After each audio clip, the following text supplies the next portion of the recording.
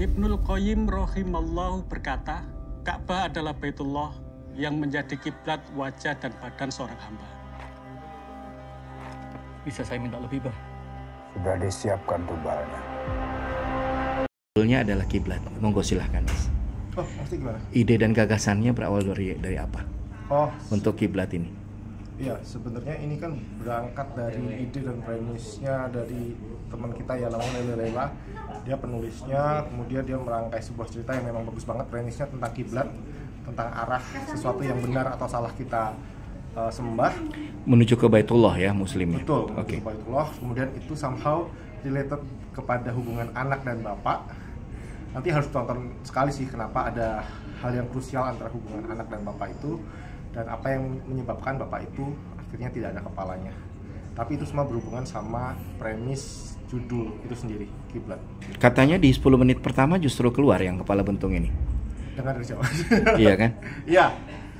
Itu 10 menit pertama betul di opening akan keluar. Jadi nanti itu memang sosok seorang bapak lah itu, yang mana biasanya memang kita idolakan, kita ikuti gitu.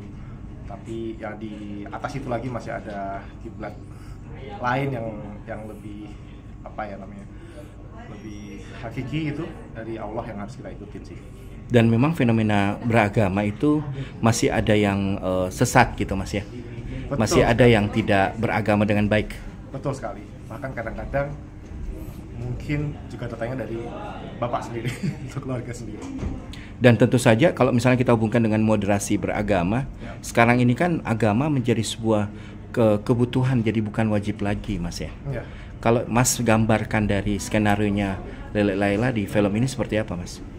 Rasanya kita harus ingat bahwa apapun yang diajarkan oleh orang-orang sekitar kita, kita tetap harus berpijak pada ajaran Allah sih. Karena sekarang kan berkembang ya, semua ajaran ada yang masuk gitu, paham-paham apapun gitu. Tapi di atas itu semua atau di bawah itu semua, yaitu kita tetap harus ingat bahwa kiblat kita adalah kiblat kepercayaan kita terhadap Allah gitu. Nah terakhir Mas Bobi kan diklaim sebagai senias yang sangat tahu detail dan kemudian tahu apa yang Mas inginkan di produk itu dan sangat patuh dengan skenario. Ada pendapat, Mas? Oh, terima kasih kalau saya dianggap gitu. Cuman saya beruntung sih, saya selalu dapat skenario yang baik, dan memang sebenarnya kenapa saya patuh juga karena pada proses pembuatan skenarionya saya dilibatkan. Jadi bisa jadi itu memang sejak awal menjadi kesepakatan bersama gitu. Jadi saya patuh terhadap skenario adalah juga sebenarnya saya patuh terhadap ide saya sendiri gitu. Terima kasih, Mas. Terima kasih, Mas. Jadi Abah Mulia itu bapakku yang Wak bilang udah meninggal itu. Saya sama sekali nggak pernah kenal sama bapak saya. Abah orang... Pertama saya senang banget bisa terlibat di film ini karena pas pertama kali diajak meeting juga, diajak ceritanya sama Ustaz Munir juga, kiblat secara premis itu sudah menarik banget, bahkan belum sampai masuk ke skenario ya, itu tentang kiblat, tentang makna yang bisa kita maknai sebagai denotatif dan konotatif itu kiblat itu arah.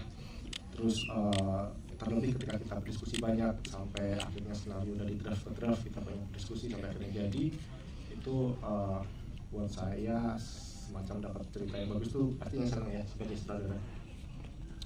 Terus akhirnya pas diskus soal pemain juga saya banyak dibantu sama Mas Agung, tentu saja berdiskusi banyak, akhirnya dapat teman-teman yang luar biasa yang di belakang saya ini yang main.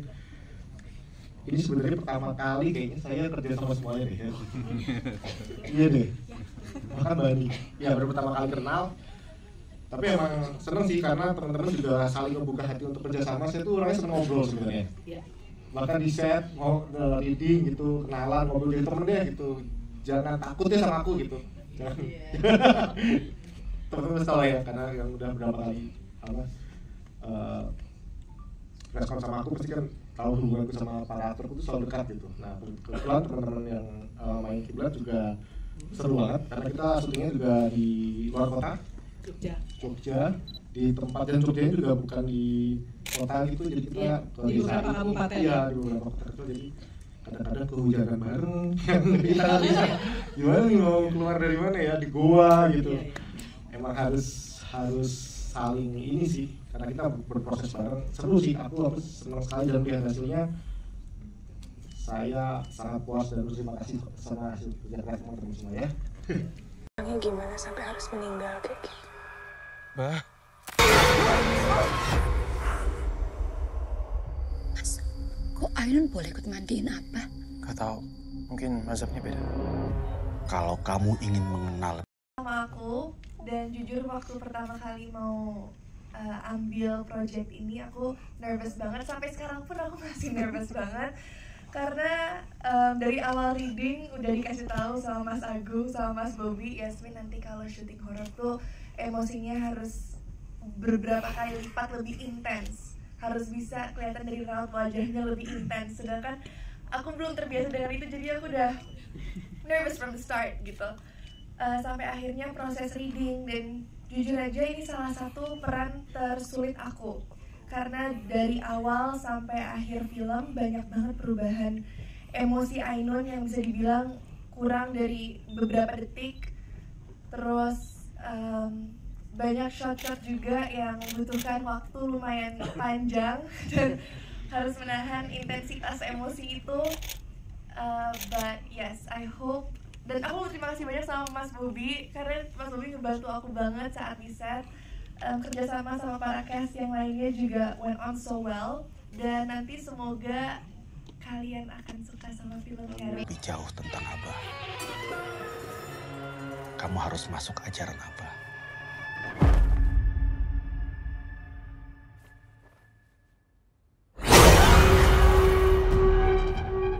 Kamu gak ngerasa?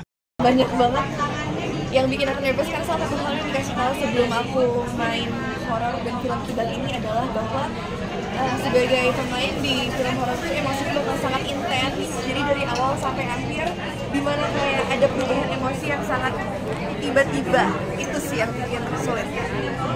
Kalau gimmick ketakutan gimana ya? Kalau gimmick ketakutan, nggak gimmick ketakutan sih sebenarnya. Ini film yang mengerikan kan ya? Ini emang filmnya seram, apalagi judulnya udah terlihat sendiri ya, Kiblat gitu. Mengarah ke kiblat yang berbeda itu udah serem banget menurut aku gitu. Jadi nggak gimmick ketakutan, emang kalau cerita ini adalah cerita yang asli dan bukan fiksi. Apalagi sebagai aktor aku kan menaruh diriku dalam cerita ini kan. Jadi aku merasakan semua atmosfernya saat syuting and it was actually scary. Jadi emang ya aku merasakan seramnya bener-bener gitu. Bukan Didirect sama Mas Bobby gimana? Didirect sama Mas Bobby seru banget. Mas Bobby itu sangat amat ngebantuin aku dari awal proses reading sampai proses syuting. Dia bener-bener ngebimbing aku, apalagi aku waktu beberapa adegan itu aku agak kesulitan, tapi dengan ngobrol sama Mas Bobby, everything went well dan semuanya berjalan dengan lancar. Apa pembelajarannya untuk film ini? Yes. Pembelajaran di film ini adalah kalau buat aku sendiri itu kita harus ingat apapun yang kita mau di dunia ini itu jangan sampai kita mendapatkannya dengan cara keluar dari jalan Tuhan. Kita harus ingat bahwa dunia ini, apapun yang di dunia itu semuanya sementara dan cuman Tuhan yang eternal. Tempat ini tuh aneh. Dari tadi kita di sini itu nggak ada azan sama sekali. Terus pas aku lagi sholat, tiba-tiba arah kiblatku berubah. Kalau nggak ada azan, berarti nggak ada yang sholat.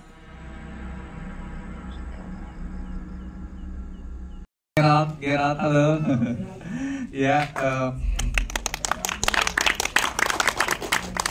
Kami menggodok satu cerita yang memang belum ada dan berbeda dari film-film horor yang belum ada, yang sudah ada saat ini. Lalu kami ngobrol, Gerald, tim kreatif dan Lele, kira-kira untuk film selanjutnya apa yang akan kami angkat gitu.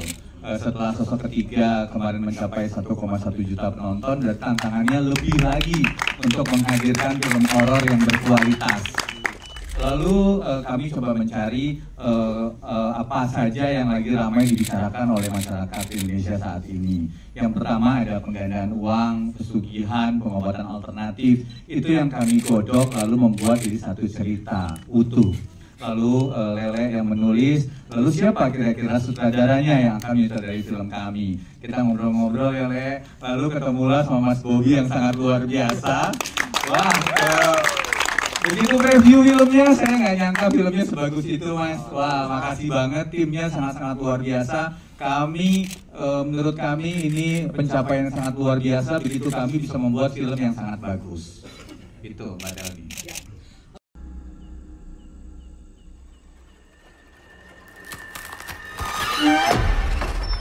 Kalau Mas mau tahu apa yang salah di tempat ini, Mas harus azanin kampung ini.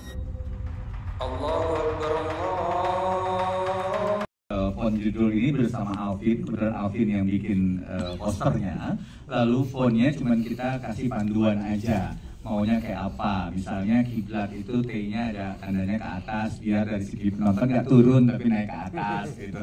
Itu aja cuman pesenannya. Tapi ini memang ide kreatifnya Alvin untuk bikin poster kiblat ini mengikuti dengan ide cerita film yang kita bahas bersama.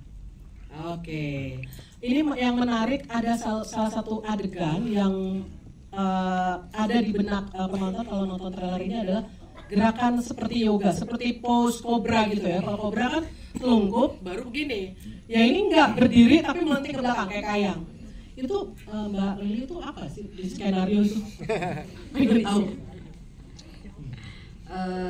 Ini karena filmnya ngomongin kiblat, jadi sebenarnya itu yang dialamin sama karakter-karakternya ya. Selama mereka harus fokus setiap sholat, mereka harus fokus menghadap, bukan cuma menghadap ke arah kiblat yang benar, tapi harus fokus menghadap ke kepercayaannya kepada Allah Subhanahu Wa Taala gitu. Jadi ketika godaannya adalah ya pasti balik kiblatnya gitu. Nah makanya aku kaget banget, terus kita nulis, kalau di skrip tuh nulisnya sholat kebalik gitu kan. Enak banget ya, enak banget tulisnya sholat kebalik gitu kan. Nah terus diterjemahkan lah sama Mas Bobi dengan kebaliknya seperti itu. Jadi kalau ditanya gimana cara kebaliknya silakan Mas Bobi. Mas Bobi ini tolong jangan diartikan, jangan dipolitisir ya. Mas Bobi ini nonis ya, tapi pas di skenario melihat ini akhirnya imajinasinya dalam adegan seperti itu. Itu gimana? Saya banyak tanya sih sebenarnya. Kita ngikutin gerakan sholat tiap meeting ya. Iya. Banyak tanya terutama sama Lili, sama teman-teman pemain, sama produser tentang banyak hal tentang gerakan sholat. Sampai saya juga agak apal lumayan. Maksudnya part ini berarti kan bisa kita tahu kan terornya keluar pas part ini gitu. Kalau saya sebagai orang yang nggak Islam kan ini tadi pas bagian apa ya? Itu kan lupa gitu. Ya belajar lah. Keren. Terus itu karena memang sejak awal salah satu konsep terornya adalah sholat yang kebalik itu nanya ke emang gitu ya adegan. Iya Bob, aku kan tinggal nulis aja gitu. Yang bikin kan kamu gitu. Terus ya akhirnya ada workshopnya supaya kita harus bikin sebelum mungkin, seseru mungkin. Oke.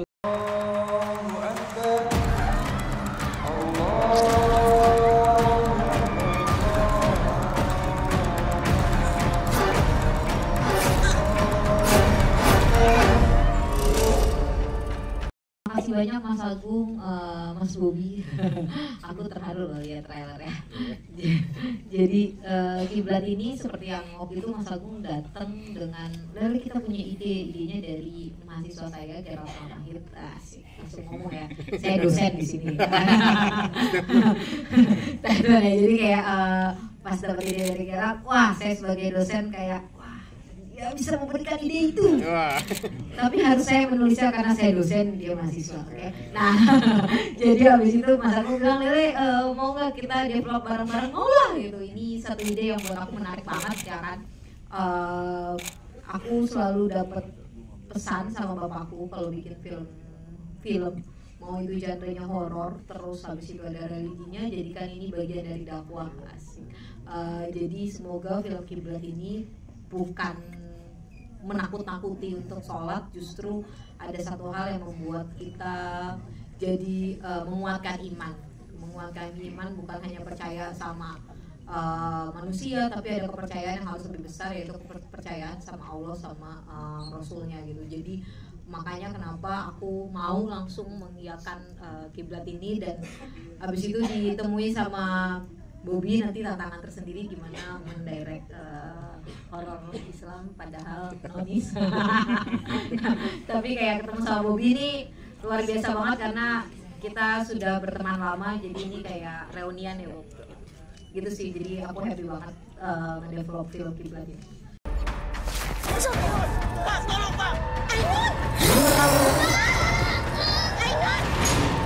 Ainun!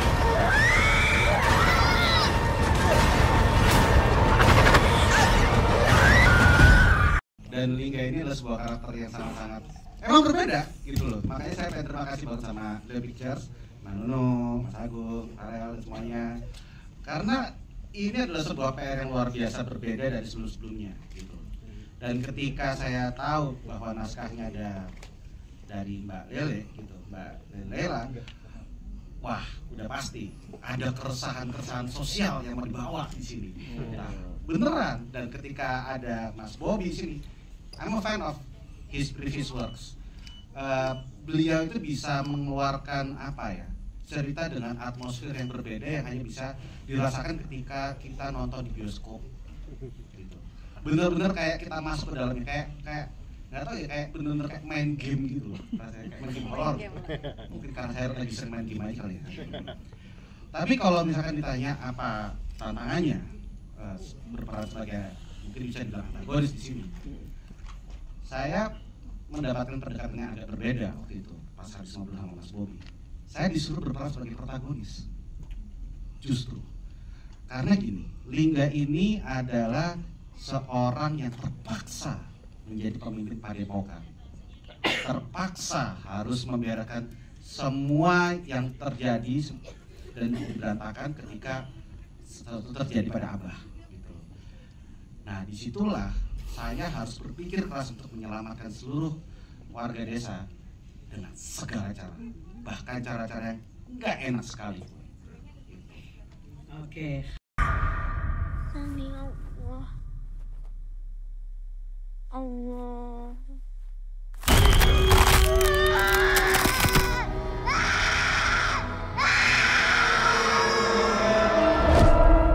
Box office. Doa orang yang sedang puasa atau di Ramadan dijabah oleh Allah. Mas Bobby, Wong Yojo. Next, mohon bersiap. Mas Senyum Agung. dong, Mas Bobby. Ke sini. Dari Leo Pictures dan Mbak Nunu udah tahu, produser juga. Nanti bisa lo ngobrol-ngobrol sama Mbak Nunu ya.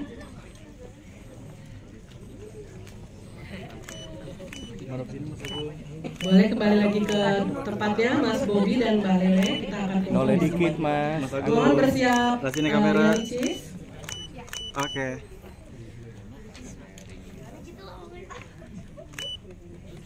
Kak Nuno, noleh dikit. Sebelah sini Kak Nuno. Oke. Ya, markernya boleh dikasih ke Mbak Icis, Mbak. Silakan Icis. Yasmin, Hana Saraswati, Keanu Aska, dan juga Denis Adiswara. Satu dua. Oke.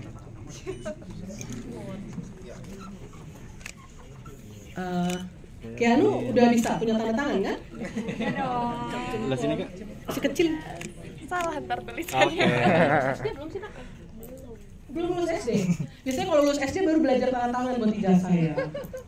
Kamu udah punya tanda tangan ya? Sip. Karena keren. Karena serius banget. Next, Keanu. Kamu imut banget sih. Ya, bingung. Di mana yo? Aduh, tuh kan. Udah bener sayang Nama itu? kamu ditulis namanya di bawahnya. Oh iya. Tanda tangannya tanda tangan bintang itu. Noleh dong. Nggak bisa noleh orang lagi nulis Om. Udah. Last but not least, Denis Adiswara. Nato senior. Ya. Terima kasih. Boleh mic ini ya. Allah. Allah.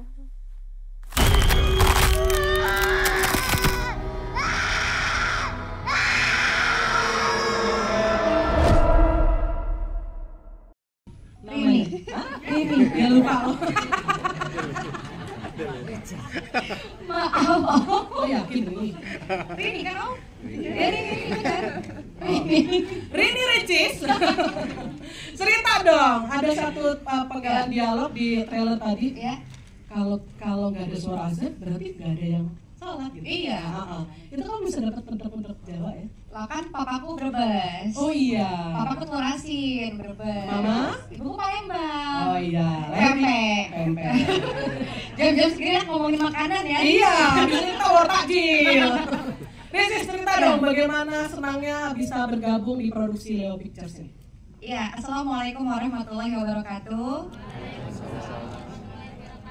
Selamat sore teman-teman media, kita bertemu di sini.